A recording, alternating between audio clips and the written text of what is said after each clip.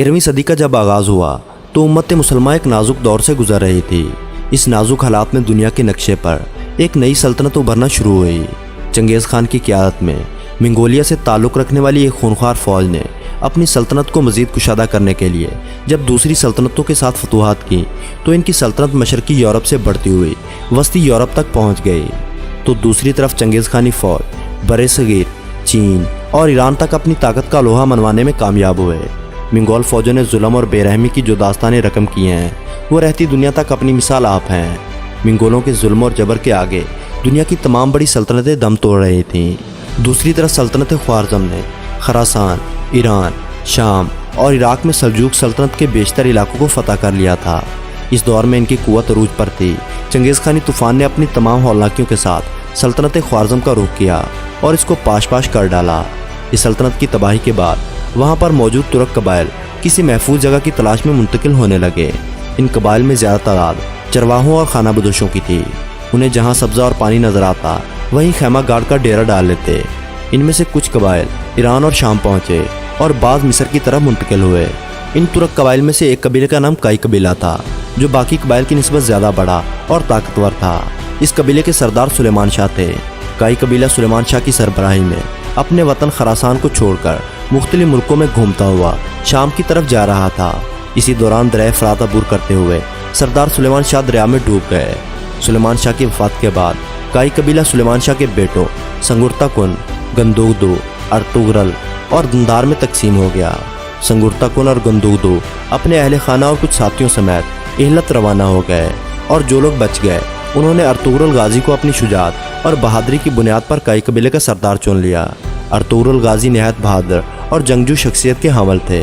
आप अपने कबीले का दिफा करना खूब जानते थे, लिहाजा अर्तुगरुल अपने छोटे भाई दंदार और तकरीबन 420 घरानों पर मुश्तमिल लोगों के साथ एशिया कूचक की तरफ रवाना हुए और सल्जूकी सल्तनत में दाखिल हो गए।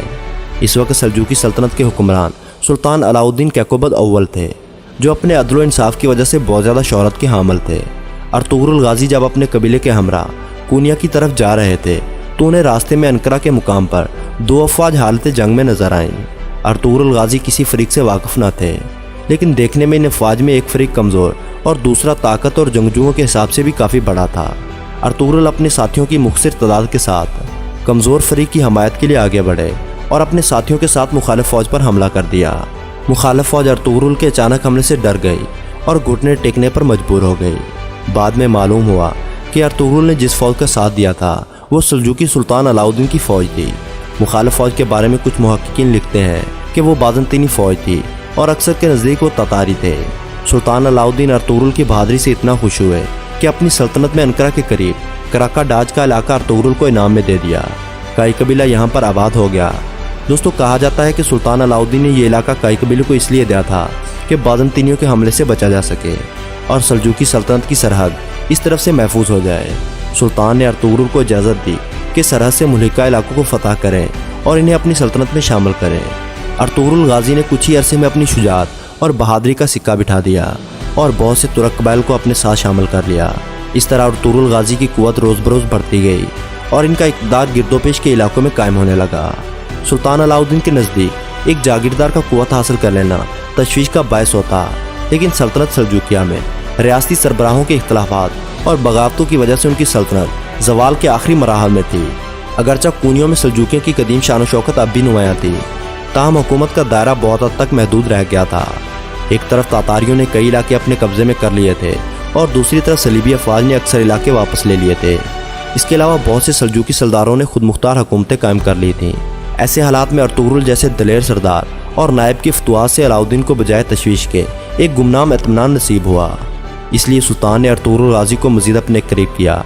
चुनांचे यनी शहर और ब्रोसा के एक मुकाम पर जब जंग में अर्तुगरुल गाजी ने सुल्तान अलाउद्दीन के नायब की हैसियत से तातारियों और बाज़ंतीनियों की एक मुतहदा फ़ौज को शिकस्त दे तो सुल्तान ने अर्तुगरुल को अनाम में यनी शहर की ज़िम्मेदारी दे दी और इस जागीर का नाम सुल्तानूनी रख दिया। इसके अलावा अर्तुगरुल को अपने हारोवल जंगजू दस्ते का सिपा सलार मुकर्रर कर दिया। इस वसी और रीज़ इलाके में बहुत सी चरागाहें और ज़रख़ेज़ ज़मीनों के अलावा बहुत से किले थे, लेकिन सुल्तानूनी के अक्सर इलाकों में खुदसर अमीरों का कब्ज़ा था। इसलिए इन इलाकों को फ़तह करने के लिए अर्तुगरुल गाजी और इनके बेटे उस्मान गाजी को मुद्दतों जंग करनी पड़ी। 1281 और बाज़ मुहक्किकीन के नज़दीक 1288 में अर्तुगरुल गाजी का 90 साल की उम्र में इंतकाल हुआ। अर्तुगरुल गाजी की बीवी हलीमा खातून सल्जूकी शहजादे गयासुद्दीन मसूद सानी की बेटी थी। हलीमा खातून से अर्तुगरुल गाजी के 3 बेटे गंदूज, सावजे और उस्मान पैदा हुए।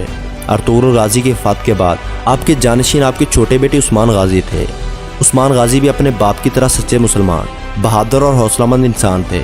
इन्होंने भी इस्लाम दुश्मन नासिर के साथ फतूहात का सिलसिला जारी रखा। 1299 में सल्जूकी सल्तनत मुकम्मल तौर पर ख़त्म हो गई। उस्मान गाजी ने अपने फ़तह किए हुए तमाम इलाकों में अपनी खुद मुख्तार हुकूमत का ऐलान कर दिया। यूँ सल्जूकी सल्तनत से अलहदा उस्मानी सल्तनत कायम हुए और दुनिया के नक्शे पर उस्मानी सल्तनत का सूरज तलू हुआ, जो तकरीबन 625 साल तक चमकता रहा और जिसकी वसअत 3 बरे-आज़मों में 2 करोड़ किलोमीटर तक पहुँची। अर्तुगरुल गाजी का मौजूदा मकबरा सुल्तान अब्दुल हमीद सानी के दौर में दोबारा तामीर किया गया था। साल 1998 में तुर्कमानिस्तान में अर्तुगरुल के एजाज़ में एक मस्जिद तामीर की गई, जिसका नाम अर्तुगरुल रखा गया। दोस्तों, आखिर में हम आपसे ये कहना चाहेंगे कि मौजूदा तुर्क हुकूमत ने अर्तुगरुल गाजी की ज़िंदगी पर एक ड्रामा बनाया है। इस ड्रामे का नाम दैरिलियस अर्तुगरुल है, जिसकी कुछ झलकियाँ आप इस वीडियो में देख चुके हैं, जिसे अब वज़ीर-ए-आज़म इमरान खान के कहने पर पाकिस्तान टेलीविज़न पर उर्दू ज़ुबान में नशर किया जा रहा है। अर्तुगरुल फ़कत एक ड्रामा नहीं है, बल्कि ये एक सहर है जो मशहूर कर देता है। ये एक तिलिस्म है जो जकड़ लेता है। ये सलीबियों के हर किले को पाश पाश कर देने वाला जांबाज सिपाही है। मगरब इससे कितना परेशान है, इसका अंदाज़ा इस बात से लगाया जा सकता है कि न्यूयॉर्क टाइम्स में इसे मुसलमानों का सॉफ्ट एटम बम करार दिया गया है, जिसके पेश नज़र तैयब उर्दगान अपनी इस काविश के ज़रिए मुसलमान नौजवानों को वरगला रहा है और उन्हें अजीम इस्लामी सल्तनत के दिलकश ख्वाब दिखा रहा है। और इस ड्रामे के ज़रिए नौजवानों में एक ऐसा जज्बा पैदा किया जा रहा है जो अनकरीब क़यामत खीज़ तूफ़ान की सूरत में नमूदार होगा। दरअसल बात यह है कि इस ड्रामे के ज़रिए और एहसास कमतरी को ख़त्म किया जा रहा है। उन्हें अपनी तहज़ीब पर फ़ख्र करना सिखाया जा रहा है। मेरी नज़र में ये ड्रामा इस्लामी इनकलाब का एक अजीम दाई है। मुसलमान नौजवानों को ज़रूर ये ड्रामा देखना चाहिए, इसलिए इस ड्रामे को दूसरों तक शेयर करें ताकि उनके अंदर ईमान मज़ीद पुख्ता हो।